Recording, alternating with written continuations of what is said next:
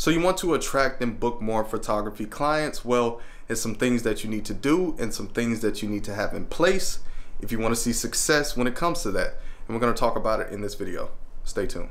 What's going on, fam? A-Train here, bringing y'all another video. Let's get straight into it. So you're trying to book more clients. So the first thing you need to do is you need to figure out what type of client you're trying to attract. And a lot of people make this mistake. They start a business, right? But they don't even know who they're trying to attract. They don't even know the type of clients that would be interested in what they have. With this, you want to create a customer profile. So a customer profile is pretty much breaking down everything about the type of client that you're trying to attract, their age, where they're from, their interests, their hobbies. So you really want to dive super deep into this.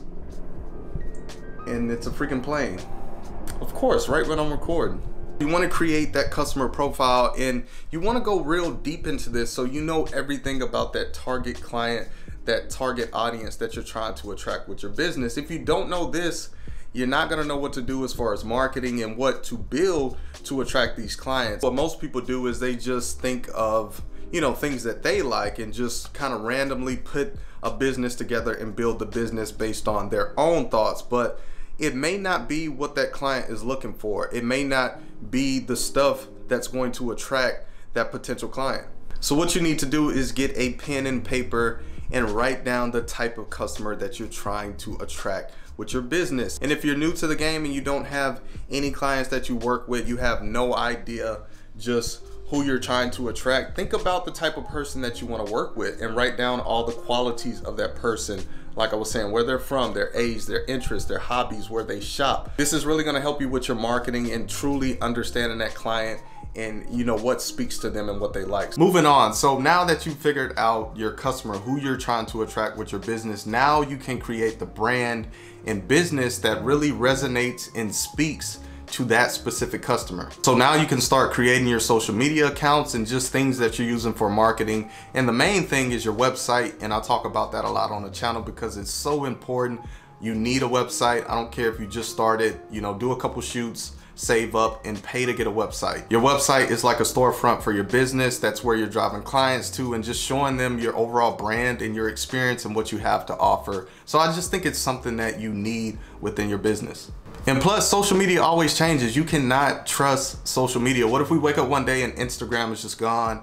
You see that they're constantly changing the algorithms and a lot of your posts don't even get seen. So I just feel like you need the website. The website is even gonna help with SEO, which is huge, that's search engine optimization. So being found in search when people are looking for a photographer, and if you have your website optimized and you have those keywords in your website and it ranks high, then it should pop up when people are looking for a photographer. So bam, you have that opportunity to get clients on your site and show them what you have to offer, and then you can potentially book these people. So once you have step 1 and step 2 in place, now marketing becomes so much easier. Just everything within your business becomes so much easier. Trust me. And I talked about this earlier with step 1 is, you know, when you don't know your ideal customer, you know, your messaging can be confusing. You don't know what to speak about. You don't know what resonates with them. So you're just kind of just throwing random darts, but you're not really hitting anything because you're not really speaking to a specific client. And I think that's a big mistake that a lot of us make, and that's a mistake that we made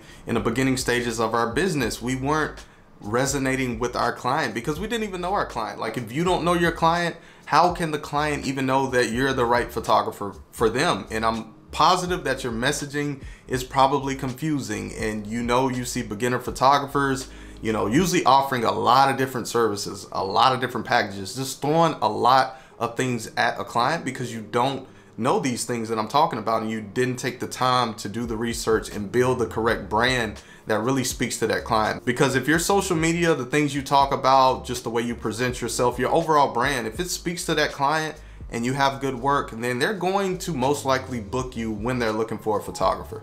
So can I ask a small favor? If you are learning anything from this video, anything, can you just smash the like button for me? It really helps the channel. Thank you in advance. Let's get to step number 3. Okay, so the last step you want to do is you want to focus on tasks that are going to actually bring in leads. So lead building tasks, right? So what a lot of us do is we focus on stuff that don't even matter, right? And we're just checking them off, and we do it and we feel accomplished, but it's not actually helping our business. It's not helping us get clients, right? So one thing that we do is we focus too much on the technical side and gear, but that's not going to help you get clients. You need to be proactive and focus on the tasks that are going to help you make money and bring in clients. So an example of that would be focusing on SEO. So a lot of y'all don't have SEO in place, right? It took me a while to really figure this out and to start implementing it. So if you don't know what SEO is, it's pretty much search engine optimization. Now, this is mainly for the website, but you could do this with other things like creating a Google My Business, right? So that's a listing that shows up in Google, and it helps you get found in search actually above the actual website. So it's a great thing to have, right? I think it's super important to optimize your website and make sure the SEO is good on your site so you can get found when people are searching for you. And if you don't know how to do this, you could always hire somebody to do it. And I prefer doing that because I'm not an expert in SEO, and it's people out here who are experts when it comes to SEO. So you want to kind of delegate those tasks and let them do it because they know exactly what they're doing. You know what I mean? So a good place you can go for this is Fiverr. You know, they usually have cheaper services on Fiverr. Now, some of them aren't good at all, I'm not gonna lie to y'all, but just make sure you check out the reviews and see what kind of work and feedback